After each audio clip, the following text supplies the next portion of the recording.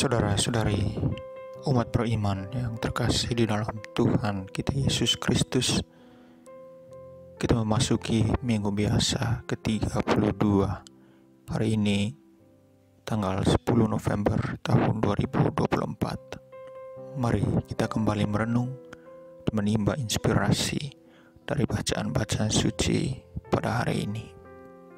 Ada sebuah kisah dari seorang sastrawan Rusia bernama Leo Tolstoy. Pada suatu ketika, ia melihat ada seorang pengemis tua duduk membungkuk dan mengulurkan tangannya di sudut jalan yang ramai. Entah sudah berapa orang yang berlalu di depan pengemis tua ini sepanjang hari. Tolstoy kebetulan menyusuri jalan yang sama dan dia lewat di depan pengemis tua itu. Ia berhenti dan mencoba mencari kepingan uang logam di sakunya. Namun ia tidak menemukan apapun di sana.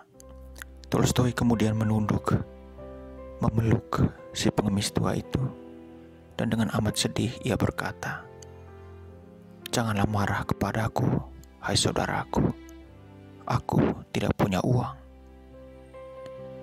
Mendengar kata-kata itu, wajah pengemis tadi berbinar-binar dan ia menjawab, "Tak apa-apa Tuan, saya gembira sekali karena Anda menyebut saya saudara. Inilah pemberian yang sangat besar bagi saya."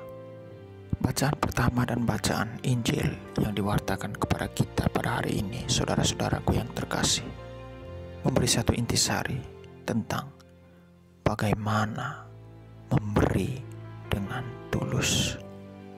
Sekurang-kurangnya ada dua hal yang disampaikan oleh Yesus dalam Injil pada hari ini. Yang pertama adalah Yesus mengingatkan kita agar waspada terhadap sikap dan perilaku doa yang keliru. Yesus menyerang kebiasaan para ahli Taurat yang suka menjual doa-doa mereka dengan suka berjalan di pasar, duduk di tempat terdepan dalam rumah ibadat, dan suka mendaraskan doa yang panjang-panjang.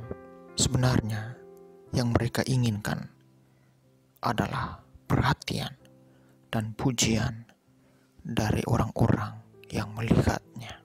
Selain itu, mereka juga membungkus kejahatan mereka dengan tindakan yang kelihatan sangat saleh.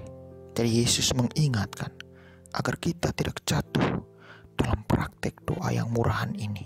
Santa Teresa Avila mendefinisikan doa sebagai usaha untuk sesering mungkin berada sendirian bersama dengan Dia yang kita tahu mencintai kita.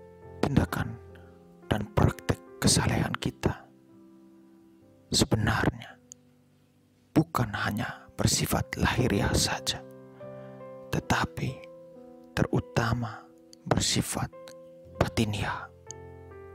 Bagaimana kita membangun relasi yang intim, yang erat dengan Tuhan kita, yang kita tahu bahwa Ia selalu mencintai kita. Sikap dan praktek doa bukanlah sebuah pertunjukan supaya mendapat apresiasi dari orang-orang yang melihat kita, melainkan tentang bagaimana kita membangun keakraban dengan Allah yang hadir dan senantiasa menyertai kita. Dan pesan yang kedua yang bisa kita pelajari adalah tentang bagaimana doa yang mesti berbuah nyata dalam tindakan.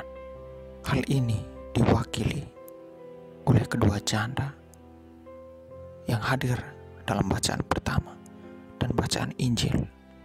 Status janda yang melekat dalam diri mereka menggarisbawahi sebuah posisi yang kurang diperhitungkan dalam masyarakat. Namun mereka berhasil menunjukkan bahwa apa yang rendah di mata manusia sesungguhnya berharga di mata Tuhan. iman mereka kepada Tuhan dibuktikan dalam sikap penyerahan diri yang total. Janda di Sarfat dalam keterbatasannya, namun ia mau memberi Elia makanan. Sementara janda di bait Allah memberi persembahan yang sekalipun sedikit, namun itu adalah seluruh nafkahnya. Persembahan yang dianggap kecil, namun persembahan itulah seluruh hidupnya ia persembahkan dengan tulus. Itulah yang persembahan yang berkenan kepada Allah. Dan Yesus memuji janda ini. Dengan demikian, Yesus mau mengangkat harkat dan martabat si janda tadi, bahwa ia juga sama seperti orang-orang lain yang memberi dari kelimpahan mereka. Meski di mata manusia kadang kita terdiskriminasi oleh status sosial tertentu, namun di hadapan Allah kita semua sama. Saudara-saudara yang terkasih, sebenarnya Tuhan tidak menilai apa yang nampak di depan mata, tetapi Ia menilai niat hati yang tersembunyi. Tuhan tidak menilai banyaknya jumlah materi, tetapi menilai semangat pengorbanan dan ketulusan hati kita. Tuhan sungguh melihat iman si janda miskin itu.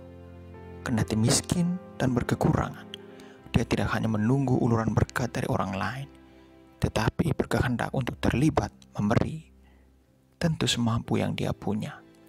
Lebih dari itu, ia memberikan segala yang ia miliki. Sebenarnya sikap ini mengajarkan bahwa yang berkekurangan pun tetap dapat berperan. Sekali lagi, Tuhan tak menilai jumlahnya, tetapi niat tulusnya. Karena persembahan yang sesungguhnya bukan harta, tetapi hati dan hidup kita. Marilah kita persembahkan hidup dan hati yang terindah kepada Tuhan, dan kita mohon bantuan Tuhan untuk memampukan kita memberi dengan hati yang jujur dan tulus. Dan seperti yang dikatakan oleh Santa Teresa dari Kalkuta, ketika engkau meminta kepada Tuhan, mintalah keberanian untuk memberi.